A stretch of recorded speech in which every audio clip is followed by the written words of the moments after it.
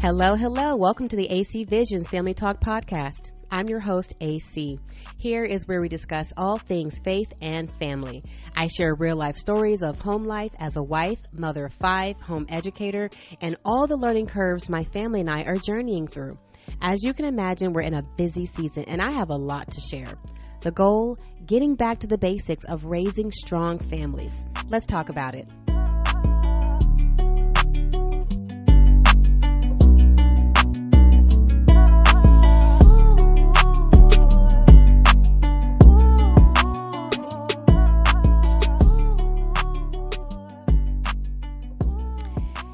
Hello, this is episode 14 entitled Detox.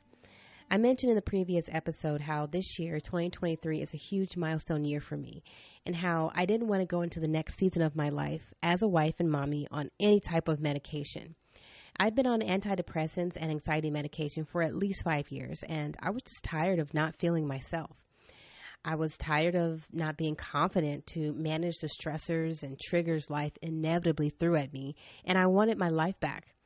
I'm going to share how I was convinced the commercial products and processed foods were slowly poisoning my body and how I weaned off of pharmaceutical products. And I built for myself a detox lifestyle that works for me. I'm going to talk about that and more, but before I jump into that segment of the podcast, let's jump into some AC Pearls.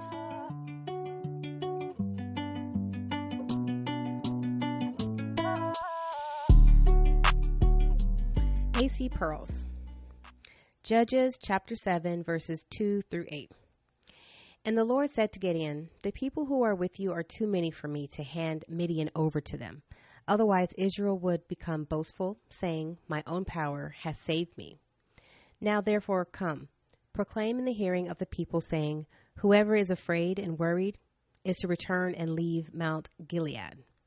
So 22,000 from the people returned, but 10,000 remained. When the Lord said to Gideon, 'The people are still too many. Bring them down to the water, and I will test them for you there.' So it shall be that he of whom I say to you, 'This one shall go with you,' he shall go with you. But whoever of whom I say to you, 'This one shall not go with you,' he shall not go." So he brought the people down to the water. Then the Lord said to Gideon, "You shall put everyone who laps the water with his tongue as a dog laps in one group, and everyone who kneels down to drink in another."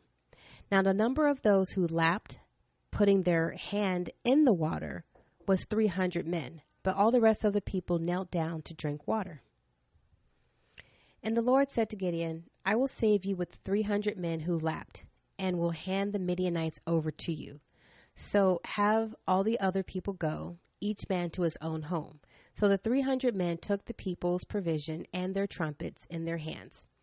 And Gideon dismissed all the other men of Israel, each to his own tent, but retained the 300 men. And the camp of Midian was below him in the valley. I know we did a whole episode on God's economy, but I hope you know by now that God's provision and how he causes growth in our lives comes in many forms. The topic of today's episode deals with battles that we can't always see coming. We don't always know when we're in it. It's hard to put a name and identify the struggles, the battles that are going on with us. And a lot of people will attest to not having the skills to know how to treat those battles. Those battles that I'm referring to are the mental health struggles. By way of reminder, before we dive into the specifics of how I turn my mental health challenges around, allow me to remind you how God desires to get the glory in every season we find ourselves in. In Judges chapter 7, God told Gideon that his army numbers were too great. The number of men with Gideon was too much for God to deliver their enemies into their hands. Otherwise, God knew they would boast about their own strength and take the glory away from God. So what did God instruct Gideon to do? Reduce your numbers. Reduce your size and your strength. What happens when you're stripped away of power, numbers, size, and strength? For a lot of people, the temptation is to fret, worry, complain, or completely abandon the fight altogether. The first thing that the Lord sifted out of the army were the fearful and the worrywarts. I love that verse because it's a reminder that there's a protection element in allowing God to sift out the people in your life that are supposed to have your back, but will be the first to abandon and worry you to death with the overflow of what's happening in their heart the moment times get tough. This is especially important on the topic of fighting mental health. Even after God sifted the army who were afraid and fearful, he still needed to reduce Gideon's number. He wasn't done yet. He instructed Gideon to test each man on how they drank water. If they drew water with their hands and drank from their hand, keep them. If they knelt down to drink the water, send them home. Out of the roughly 32,000 men in the army, God chose 300 vigilant men to deliver Israel from its enemies. The real battles in life have less to do with how capable we are, how much we have, or who's in our camp. Pineapple. The real battles have more to do with who we are in Christ, how we're positioned for him to use us in the battle, and how we treat the circumstances in life that challenge and sometimes will break us. Ask yourself, who's in your camp? Who is aligned to get the glory when we come out of the battle? I'll tell you now, if you're surrounded by fearful, worrying, and unvigilant people, I don't even know if unvigilant is a word, but we're going to roll with it. Don't be surprised or upset when they abandon you. They're just acting out of what their posture is already about. It just comes to life and they show themselves the moment it hits the fan. The temptation is to blame people when they abandon, when they leave, when they're fearful, when they try to put that fear in your heart. But really, they're just showing you who they've always been. They've never been tested before. They've never had to ride with you through a storm. So, in my opinion, we can have more compassion for people when they act out of that character because we put that expectation on them. And really, when it's revealed in a circumstance and in troubled times, for me, it just gives you the kind of peace to release them because they were never meant to be in your camp. They aren't praying for you. They will not be there to help you if something bigger and more scary comes along. So just let God sift them out. Furthermore, it's not right to ask for strong, capable, vigilant, and ready people in your camp if you're not also strong, capable, and vigilant and ready to be there for other people. So we really want to make sure that what we're asking for, what we're needing from other people, we are that for ourselves and for other people also. I personally don't like it when people complain about not having friends and family in their camp to support them, yet aren't serving and being a blessing to have as many people as God brings to them. Don't be that person God sifts out of someone else's camp before he blesses them in a mighty way. Here's an AC Pearl to wrap up the segment. Mental health does not have to be this huge, overpowering force that takes over your life and seemingly has you broken, confused, and defeated. God said in Ecclesiastes 1:9, there is nothing new under the sun.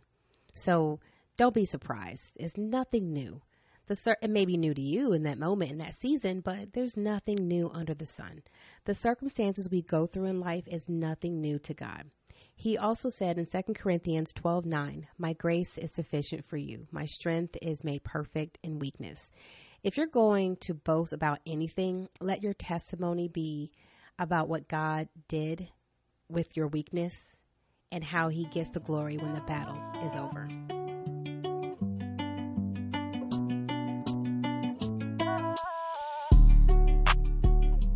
AC Talk. During my military days, I did a lot of team building and mass casualty drills. As a hospital corpsman serving alongside Marines, we were constantly training. We were learning how to function as one cohesive unit under some very stressful conditions. Worst case scenarios of life and death situations were thrown at us on a regular. It was a conditioning process. We had to work as a team, use quick critical thinking skills, and know how to problem solve under pressure. Adrenaline would run so high in those moments. There were instances where I thought my heart would just beat right out of my chest. However, I also learned to quiet the fight or flight alarm bells going off in my body to be able to think through the chaos. It became second nature to be involved in a medical emergency, scared out of my mind, yet perform through what needed to be done to achieve a life-saving outcome. I was in therapy for about 18 months following the death of my twin brother, and around the peak of that 5-year time frame I mentioned before, where I was on antidepressant and anxiety medication.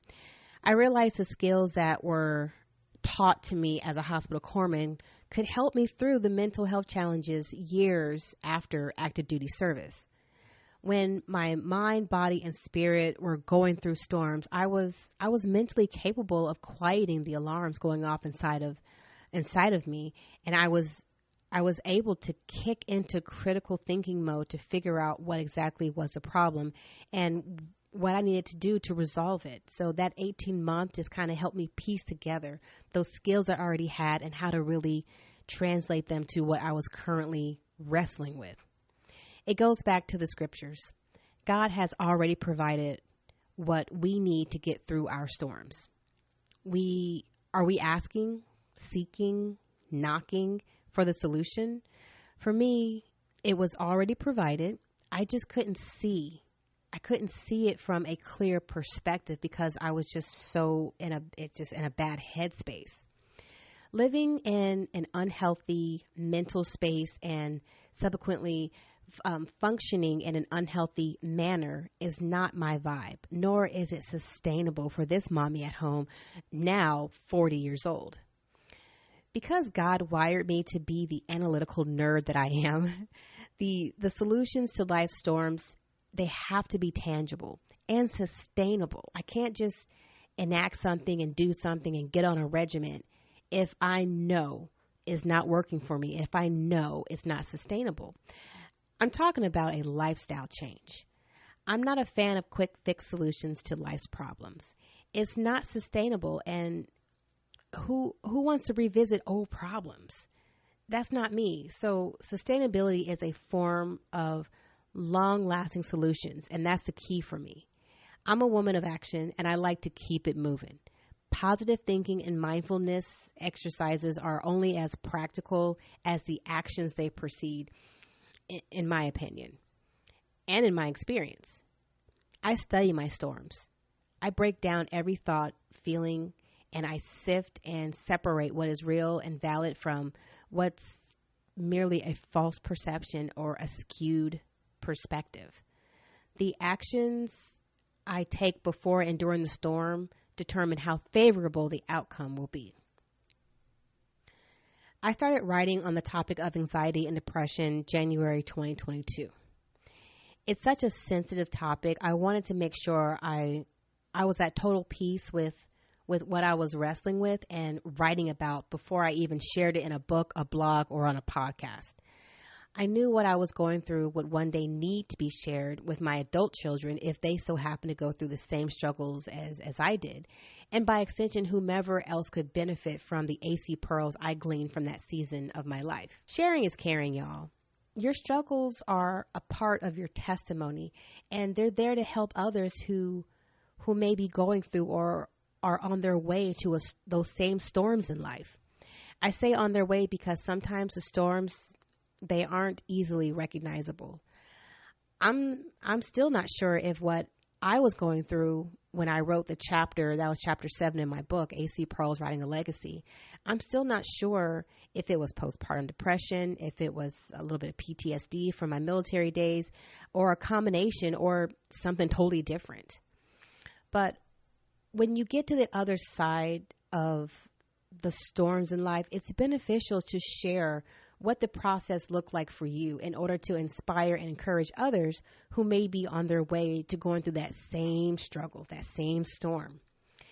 If you're a processor like me, sometimes it takes a month to sort and sift through the realities, the thoughts and the feelings and unpack it all. For the more challenging storms, it's taken me a year or more to find the confidence and peace to write about it and publish it. By peace, I mean I've done the work of sorting and identifying the issue. I've given the storm adequate time to apply the work so my part in the chaos is managed well. And if needed, I've given time to allow others to work on their part in the chaos as well. Peace comes with a certain level of freedom. For me, I know I found peace when I'm free of any potential shame associated with the storms I've been through in life. I'm on the other side of the storm and ready to share it and give God the glory and share what God has taught me. On the topic of depression and anxiety, that particular season lasted 5 years. I started writing about it January 2022. I shared about it in my first book. I'm writing more in another book that has no publication date as of yet. I'm still writing. And the conversation has naturally come up to talk about it on this podcast in this episode. To set the context, I woke up one day in January 2023, a year later, and I had a heavy spirit. I felt sad and could not understand why. And those mornings particularly frustrate me because I'm not just about to wake up sad and have no idea. No.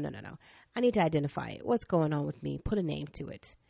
It was like my head was asking my body, what the heck is wrong with you?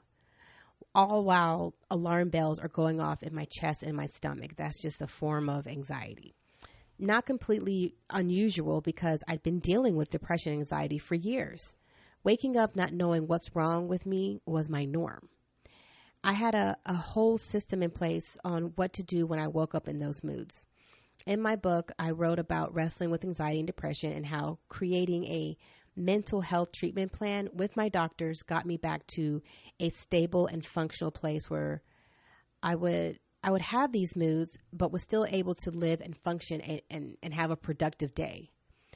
The medication I was on helped to slow down the chaos, push snooze on the alarm bells that would go off in my body, and provide the clarity to sift and sort what the heck was going on with me. It gave me the clarity to do the work.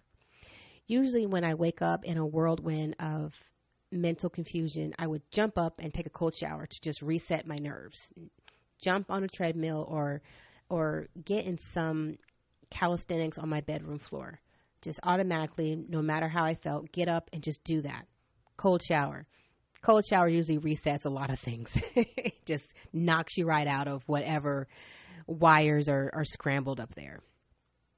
And then, just getting some physical action in, just release, half the battle. So boom, boom, boom, did those things. At the time, hubby would already be at work, so I text him or call him and let him know what I was going through or what was going on with me mentally. He's my best friend and my support system. For me, it's not an option to struggle alone mentally. I'm already alone physically as far as not having adults in the house. The majority of my days are spent with my 4 daughters at home. I don't get a lot of quality adult interaction. And I'm alone in that regard, physically. When I don't communicate what's going on with me mentally, that's another layer of isolation that's not okay for me. I've identified physical and mental isolation as a danger zone for me. So I have to reach out to my support system, which is my husband, and let him know, hey, this is what's going on. Not as a Debbie dump type of thing where I just kind of dump my feelings on him. That's toxic. But rather as a checks and balances to let him know, hey, I'm going through this mood. Not sure why, but I'm doing the work of sifting and sorting it out, and I'm communicating. And that gives hubby the comfort in knowing I don't want to be in a danger zone. I want to do the work and sift and sort and get back to what's right with me. But also it gives him the opportunity to encourage and motivate me when I'm engaged in the mental battle. This is a text that I sent my husband the morning, January 2023, during my workout. And I text them, I'm working out, training my mind, and waiting on my body to follow. Greater is he that is in me. This is not about flesh and blood. It's spirit, and my God is beyond able. Boom. I did the work. I communicated, and that is 100% true. At that time, I was still on anti-anxiety and depression meds. I had contingencies in place for when I was not feeling myself or functioning at, top capacity. Family life was unaffected and doing well. So good. We're good there. And I was working on my mental health, through my mental health treatment plan that my doctors were helping me through. Check. Things were stable for years while I was working with my doctors and on the medication. No complaints. Here's where I noticed I had a problem. Looking back, it was more a shift in a season than a problem. The difference between a shift in a season and a problem is an unsettling feeling for me. Something just wasn't sitting well in my spirit. I did it and work it out, or it was going to bug me. Even though the medication was doing its job and I was doing what I had to do to maintain physical and mental stability in my life, there was no end game. I couldn't see the finish line. Like, when was I going to be off these medication and be in a space where I didn't have to rely on medication to help me regulate myself, regulate my moods? I couldn't envision my life not needing medication when I had these random unprovoked panic attacks in public, or when I woke up and I literally had zero energy or desire for that matter, to get myself out of bed. Here's the worst part. I was waiting on doctors to let me know when I was ready to wean off the medication. Year after year, I'd ask, hey, when do you think I'd be able to stop taking these medication? Because I didn't want to be on it for the rest of my life. I just kept expressing that to my doctors. I don't want to be on the medication for the rest of my life. Year 1, 2, 3, 4, 5, now knock it on 40. What's the end game here, guys? And God bless those doctors, but I haven't met not one doctor that would risk weaning a patient off medication and just see how it goes and see how they do on their own. Doctors just don't take risk like that nowadays, because especially with veterans, with the suicide rate in the veteran community, I knew I had to be the one to make the call and bet on myself. Now listen, I'm not a doctor. This is by no means a public service announcement to veterans or anyone dealing with mental health battles to do as I did. I'm simply sharing my testimony, what worked out for me, and how God kind of helped me through that process. Everyone has to do what is right for them, and you know your battles better than me. I'm just sharing my testimony. So the question for me became, what does it look like to be off medication, not have to spend the majority of my days in an energy-sucking mental fight with alarms going off in my head, headaches, feeling fearful, paranoid, sensitive to emotional triggers, moody, and the list goes on. For me, it was 18 months of professional counseling with medication, followed by a total body detox. Here's what I gleaned from 18 months of concentrated counseling sessions with the best psychologist I'd ever had the pleasure of working with. She was there for me at the beginning of my mental health struggle. She was there for me when my twin brother died in 2020. And she was there for me up until I, quote unquote, graduated out of the therapy, thankfully, before she retired in 2022. The main inspiration that I gleaned from that 18 months of therapy was this. Everything that I needed was already available to me to get myself out of whatever struggle I was dealing with. When God said his grace is sufficient for the day, I took that verse so literally. Whenever I'm struggling with or going through something, I have to remind myself he has already provided the solution. And oftentimes it was just up to me to ask, to seek, and knock, because my flesh, emotions, and the fact that I'm prone to blind spots with how I perceive reality, that was real. And so I had to remind myself, what did God say about that? Here are two contingencies that I've adopted as my go-to during the storm. I'll give them to you up front. Number one, Take every thought captive to the authority of Christ. Number 2, starve the flesh and feed the spirit. Okay, so the first contingency, I have to take every thought captive to the authority of Christ. I'm talking about take every thought by the proverbial throat and challenge it, question it, and see if it's valid. Ask yourself, what does God say about this thing, this thought, this feeling, these triggers? Is it based on facts or is it perception? Is it just my feelings? Can it be verified? How do I know? Can I be sure? Even in the storm, I remind myself that God is working everything out. So I can take comfort in knowing He's got my back, even if I have no freaking clue what's going on, or if I'm unable to answer those tough questions through the storm. For me, contingency number 1 is very much tangible. It is something I can actually do versus sitting around sad and helpless for myself. It's something I can rely on while wrestling through my storm or wrestling through that bad mental headspace. It's insightful. Taking those thoughts captive helps me to process confusion, process stress and depression. When I have to look up and research the human behavior that precedes certain thoughts and emotions, it's insightful. It's insight into human behavior and how I'm dealing with it, how I should be dealing with it, and just looking at it from a different perspective. Feelings are incredibly transitory. A negative emotion can pop up.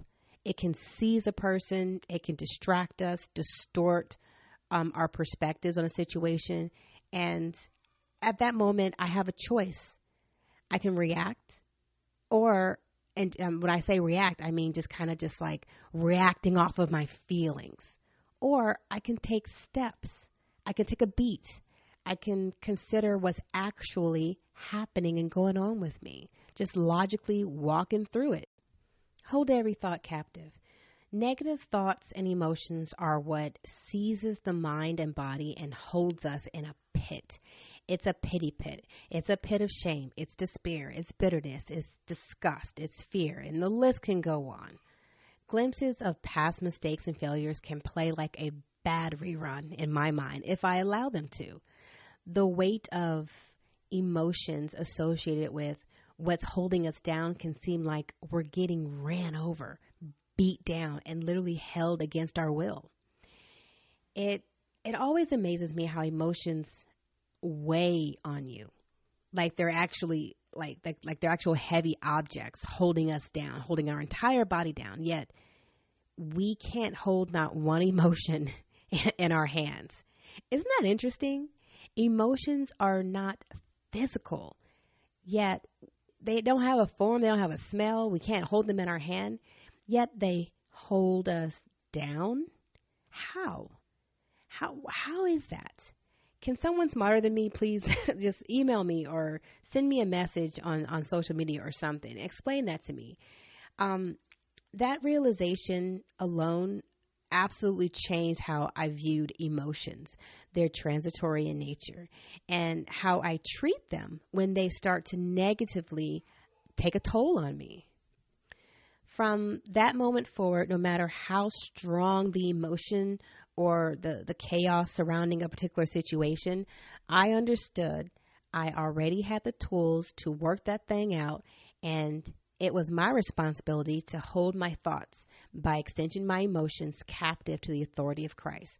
Once I did my due diligence with that, all I had to do is persevere and wait out the storm. With intentionality and practice, it got easier and easier and easier. And I started beating those mental battles.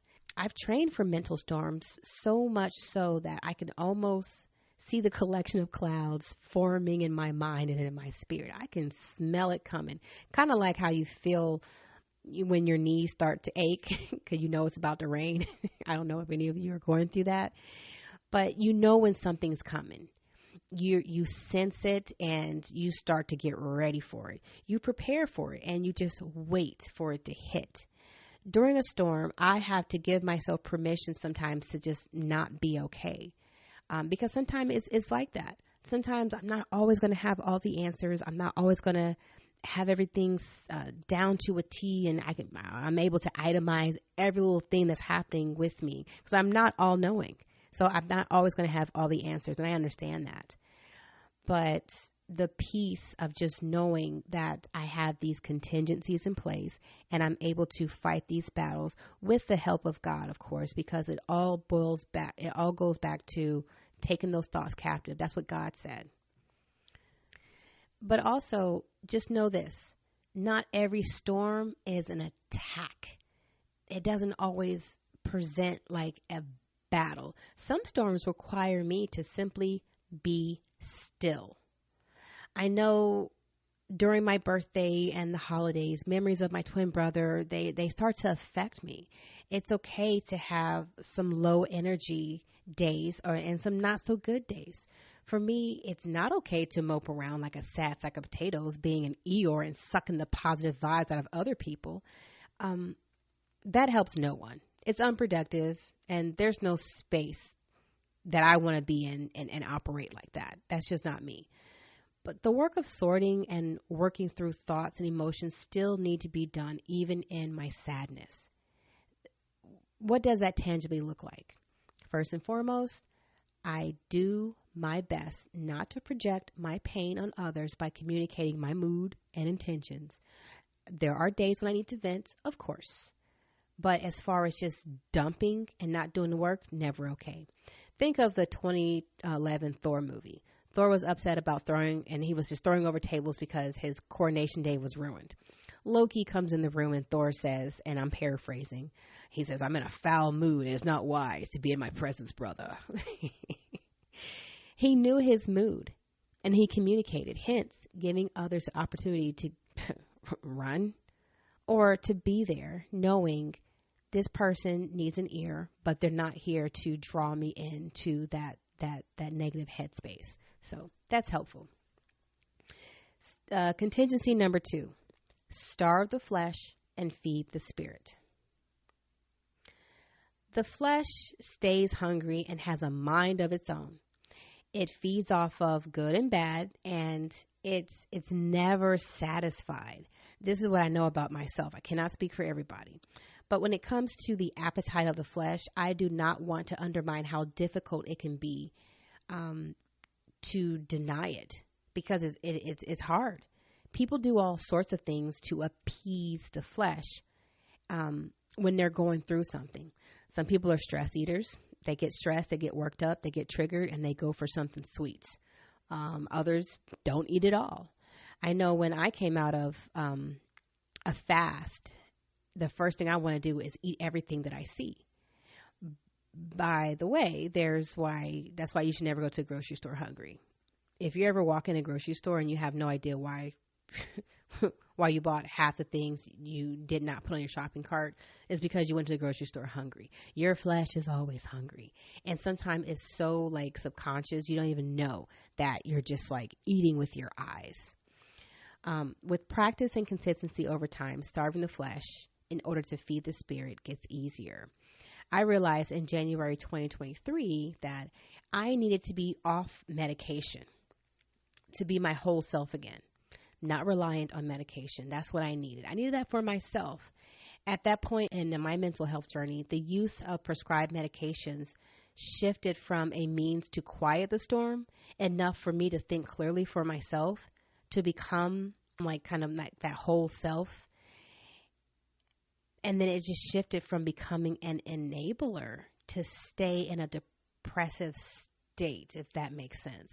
So the medications worked for a time, but then my flesh kicked in and it just started to rely and depend on these medications in a very unhealthy way for me. I'd graduated out of my therapy sessions and I had all the tools I needed to self-regulate. So the medications didn't serve a purpose other than to remind me that I was becoming dependent on a substance to regulate my moods. And I wasn't okay with that.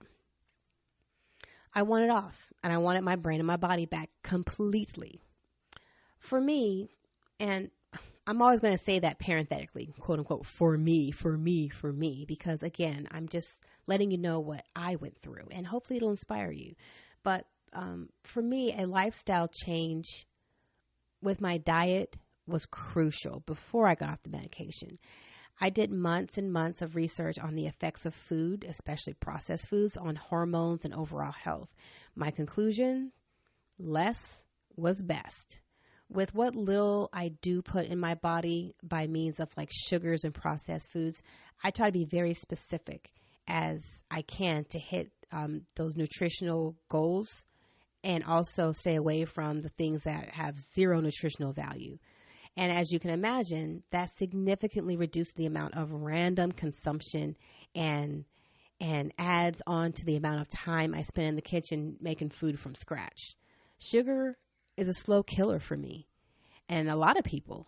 A lot of the processed foods have gone up in price, and their nutritional value hasn't gone up with their prices. The French fry that falls between the car seats and doesn't decompose may be the source of the triggers that were going on with me. The commercial products and cancer, by the way. I'm convinced a lot of these processed foods trigger cancers. The commercial products we're putting on us and in our bodies are inhibitors. That's kind of what I've been discovering with my research, and it should be no secret to anyone. They slow down or completely prevent the body from functioning at full capacity. There is an interference with your body when you're putting all this crap in and on it. It's an interference with the healing process, with blocking and protecting yourself. Your body can't block what needs to stay out if you're bombarding it with crap that doesn't belong in your body. Your body's not able to protect itself because the immune system and the defense system is just weak, because we're constantly putting crap in our bodies that don't belong in it. And let me be clear, I love food. I'm a foodie. I love food, but I love fresh food that doesn't have me running to the bathroom or have my mind kind of in this space where I know it's not performing at where it should be. I've traveled all around the world. The United States is the only country out of at least 20 that I've been to that serves poison on a plate. Every country I've traveled to, the food is the freshest I'd ever tasted in my life. I didn't know what real pasta sauce was like until I had a bowl of pasta in Italy. It was like this hole in the wall place, seemingly sketchy on the outside, but the best noodles and pasta I'd ever had in my life. I was overjoyed. Quick detour. My buddies and I had just got off the ship. We went to this little hole in the wall place. The menu was kind of, I don't like looking at menus. I look at the chef, I look at the waitress and say, what's your favorite dish? And put it on my plate. I'll eat whatever you put in front of me. Sweet old lady goes to the back. I can see her walking through the kitchen out a back door. She has this apron on and she starts picking tomatoes off a vine. Never seen it before in my life. And I'm like, is she gardening what she's going to make for me? She comes back to the kitchen. You see flowers, salt, and all sorts of things getting flown up in the air. 20 minutes later, a fresh plate of pasta. And I'm like, did you just make that from scratch? And I tasted it, blew my mind. Unbelievable flavors. I probably never tasted garlic before in my life until that moment. Seriously, because it just awakened my taste buds. It was so incredibly delicious. I was overjoyed and pissed at the same time. Like, what have I been eating my entire life? First time tasting quality drinking water was when I went to Scotland. I drank from a natural spring while hiking in the Highlands. The hostel I was staying in had a sign on the faucet that read spring water sourced. It was freezing cold, but it was fresh water and it tasted so good. Have you ever tasted water before? Like real water? You taste the stuff that comes in the faucet. We boil our water, but oh gosh, it was just amazing. And I was invigorated taking a freaking shower. I didn't know water could taste so good and be so incredibly refreshing. It's taken hubby and I a few years to detox from fast food and processed foods. The downfall, if you give up a lot of those conveniences, your children will complain and a lot more. And it takes more patience to get through the whiny hints It's a lifestyle change, and it had to happen. It had to happen for me, for my mental health. And, because I've got 4 children still under my roof, you know what? You guys are going to learn this too. What you do when you get older and what you choose to put in your mouth, it's up to you. But don't ever tell me no one ever taught you. So this is how I measure the effectiveness of our food detox after just 6 months of detoxing. I started to have physical reactions to processed foods. Sugar and processed foods is not part of mine or my family's normal diet, but the occasional sugar fix is okay. If we're at a birthday party or a wedding or a family get together, I want my girls to have fun with all the other kids, so they're allowed to eat as much as their bodies can stomach. Pineapple. Which after just one Pepsi and maybe 2 cupcakes, my children turn green in the face. If they eat more than that, at least one girl will puke on the ride home. Eating a candy bar for me is a risk. If I eat only one Twix bar, I'm not going to make it home. And it's a gamble for me because my body has a physical reaction. If I'm at Sam's, and you know how if you're at the Sam's store, they give out those little samples of different foods they want you to try because they want you to buy it. If I even have 2 or 3 samples of what they're putting out, I may be at Sam's for a while because I will have an instant reaction. I'm on the toilet. And sorry about the TMI. And so that's how I know our detox was working. And that's how I know what I was feeding my body before the detox. My body had no physical reaction. It's just in snooze mode. My defenses were down, and food, I'm convinced, were just wreaking havoc on me. So today, I'm selective about what I put in my body because I've built up an intolerance for a lot of foods. Same with my skincare routine, skincare products. I don't use lotions. I don't use face washes and stuff like that. I use oils, just lots and lots of oils. Jojoba oil, argan oil. I buy in bulk, and I just refill this little vial that sits in my shower or sits on my bathroom sink, and I just oil my body. And of course, a lot of essential oils. A lot of like the soaps and stuff I like to make myself, or if I do buy soaps, I like it to have less than 5 ingredients and the ones that I can read or look up in a book. The last time I put on makeup, I had a reaction. I tried to put on makeup for a photo shoot, and no joke, I put the makeup on and it was cute. I started taking photos. My face started breaking out in hives, and I went back to the car, got some rose water, and kind of rinsed off my face. I keep a vial of oil in my car, and I put some of my oil on my face, just rubbed it in like lotion, but it's just pure oil. And within minutes, my face kind of stopped reacting, and I went back and finished my photo shoot, no problem. So starving the flesh is more than just watching what you put in and on your body. When it comes to regulating my moods, medication was the last thing to go. I tried cold turkey for a week and had some major withdrawals. It scared me to death. And I quickly learned, and a lot of you probably are going to laugh at this, but nope, you can't do it that way. Just cannot quit cold turkey, especially when you've been on antidepressants and anxiety meds for 5 years. Do not do that. Learn my lesson, got to wean off slowly. So the dosage that I was taking got slower and slower. I had to wean myself off very slowly over weeks and months to eventually I was taking 0 medication. I took notes of my moods. I told you earlier, I like to study myself. I study my moods. I kind of log what's going on with me just to kind of pinpoint, okay, just make notes for myself. So if it happens again, I kind of have an idea of what to expect.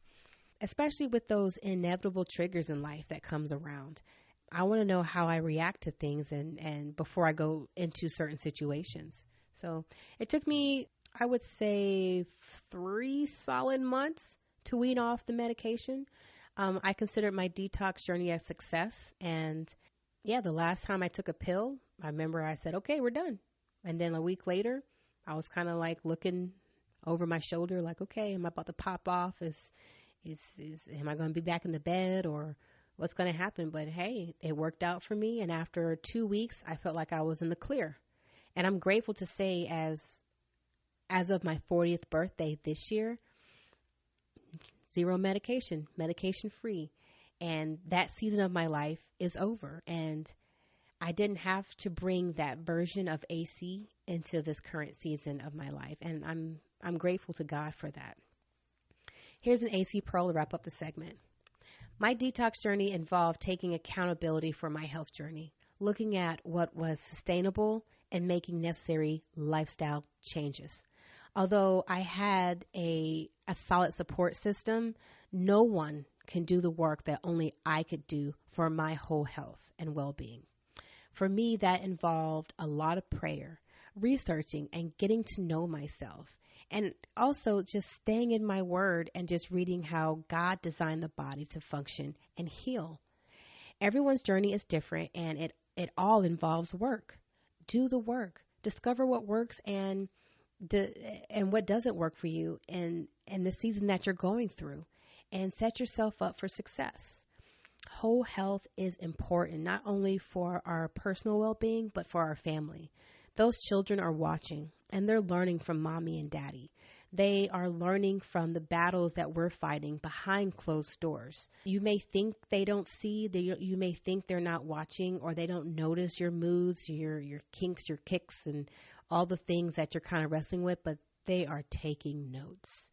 Give them a template for those unseen battles. Show them the tools to fight the battles they may face one day, and pass on a stronger legacy.